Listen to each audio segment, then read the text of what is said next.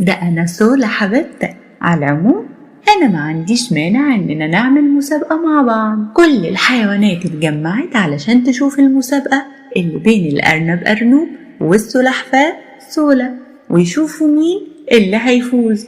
أرنوب مش مبطل تنطيط، لا لا لا لا لا، لا يمكن تغلبيني يا سلحفاة انتي، ده انتي بطيئة جدا.